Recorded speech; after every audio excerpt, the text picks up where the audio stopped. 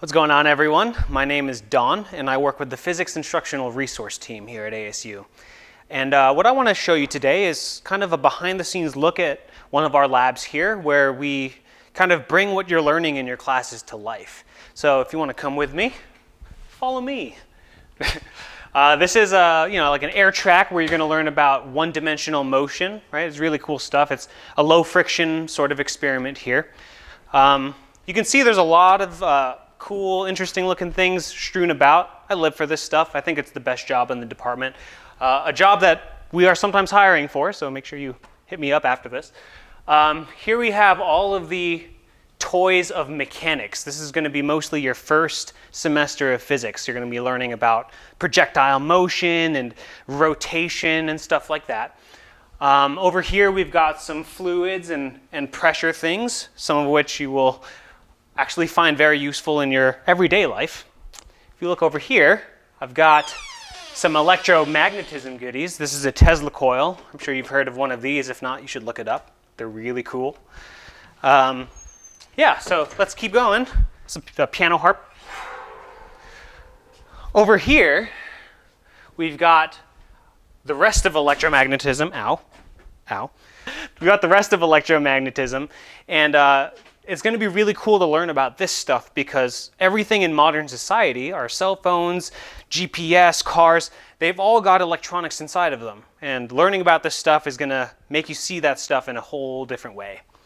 If we're moving on over here, we've got a lot of heat and sound stuff. So those are two types of energy that we interact with on a pretty much daily basis. Very important stuff. And at the heart of all of it is actually wave mechanics, which we're going to talk about in a little bit. And the rest of this stuff here is kind of just like masses, optics. This is all the sort of stuff that you're going to learn and get to play with yourself here at ASU. You might notice it's a little messy in here. I promise it's not a requirement to be organized as a physicist. In fact, I don't know many who actually are.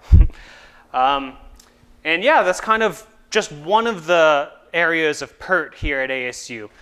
What I want to show you for the rest of this video are just 4 demonstrations that kind of illuminate what we do in physics. That is to study motion and matter and change, right? And kind of see how energy can flow to and from different forms.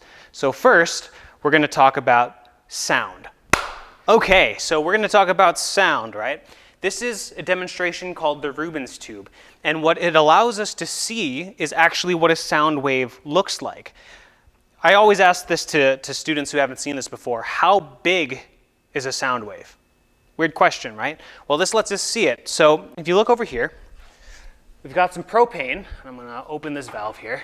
We've got some propane that'll go into this aluminum tube. Now, this aluminum tube has over 100 evenly shaped holes. I don't know if the camera can focus on that.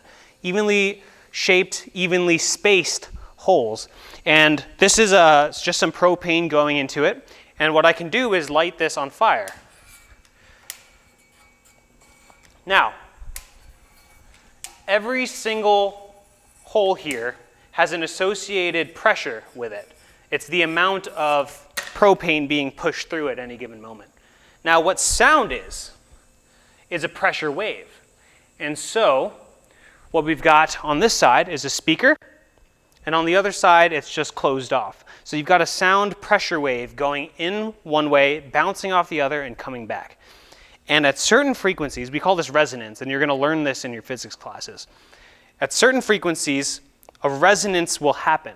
And in that case, there's going to be a lot of areas where there's high pressure and a lot of areas where there's low pressure. And we can see that in the height of the flame. So what I've got here is a frequency generator. It's vibrating the speaker at this number every second. So 520 times a second, the speaker's vibrating. And if I turn it up, you can see there's already some change. And if you want to go around to the front, you can see at certain ones,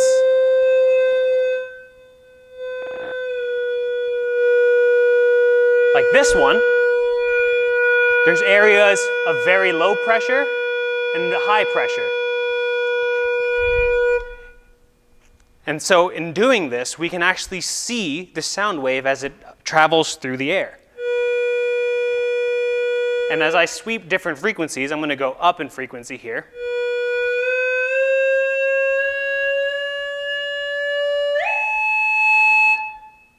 You can see that the waveform gets tighter and tighter. And that's actually a fundamental mechanic of waves, and you're going to learn about that in your classes. Next, what I want to talk to you about is some more sound stuff, but more generally that wave mechanic. Okay, so what we've got here is a demonstration called the stroboscopic effect. And what I'm going to do is I'm going to get this thing of water here. I'm going to pour some into this funnel. And the water is going to go over here to the bottom, and it's got this nozzle that's connected to another sort of speaker. And we can drive it again with the frequency generator, and it'll do vibrations that many times per second. Okay? So the other thing I've got is a strobe light. And when I turn it on, it's got a certain amount of times per second, again, a frequency that the light is flashing on and off. And if we go over here, you can see it says the number 5,000. This is actually flashes per minute. And so since this one's flashes per second, you got to do a little bit of conversion. 5,000 divided by 60 seconds is around 83.3. And so I'm going to go to 83.3 here. And something very interesting happens when you match up a strobe light, an on and off cyclical light, with a vibration. And that is that you get a snapshot of the same point in vibration every single time you're looking at it. And this causes some really, really trippy things. So what I'm going to do is turn off the lights, and my partner is going to put the camera down so she can supply a steady stream of water.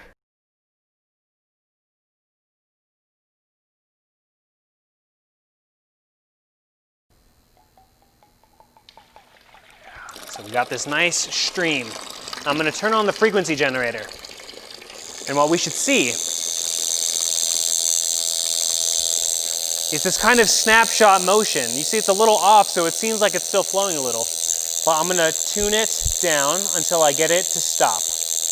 And now we see this sort of wave motion kind of stuck in time, right? And this is the stroboscopic effect. I can turn it back down. Oh, it's just a steady stream of water again. If I turn it back up, there we go. And you can make it seem like it's flowing down or flowing up. Whoa.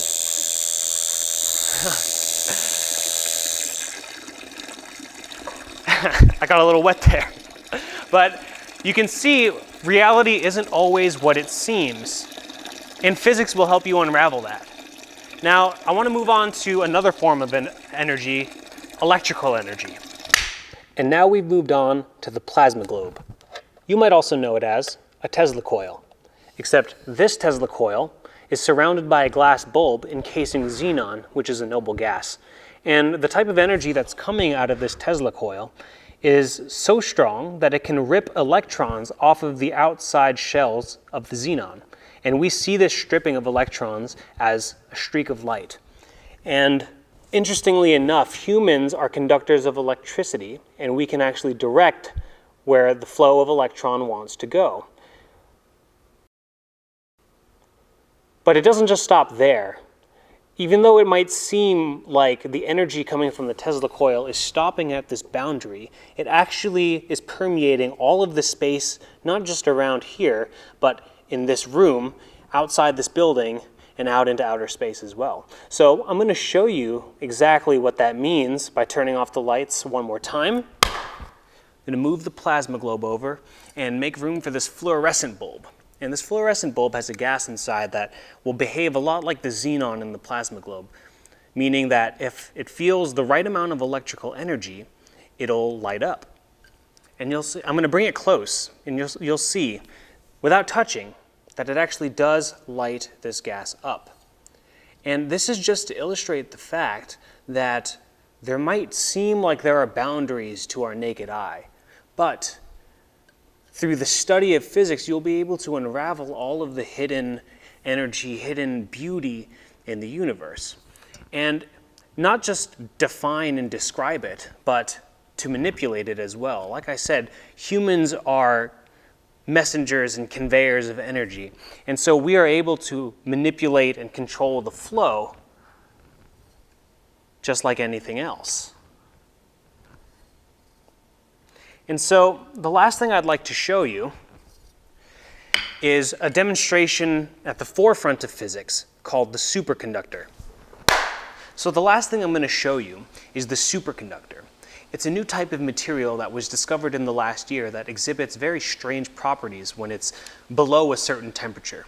So what I've got here are compounds called YBCO, and I've supercooled them with liquid nitrogen. That is around negative 200 degrees Celsius, negative 320 degrees Fahrenheit, but in physicists' favorite temperature scale, it's 77 Kelvin. And when I introduce it to a magnet, like I said, some very strange things happen.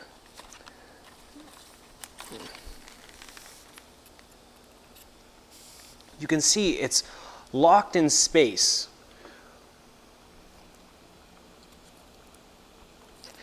And this isn't merely just two magnets being repulsed by each other. You can see that this is actually locked in place because I can turn it upside down and it still works. And what's happening here is that this YBCO compound can actually trap magnetic field lines inside of it, and it resists any change to that magnetic field. So if I try to move it, it actually takes some force, but I can reorient it in any way I want.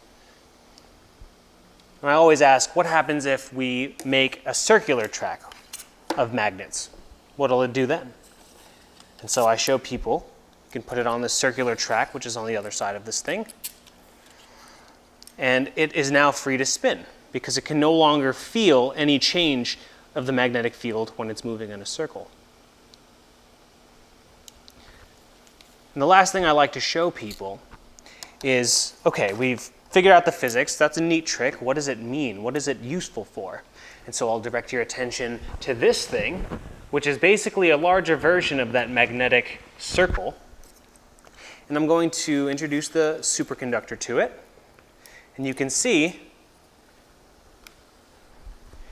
it'll move almost frictionlessly. Except for air resistance, this thing is feeling no other forces. It's not losing any energy to the magnets.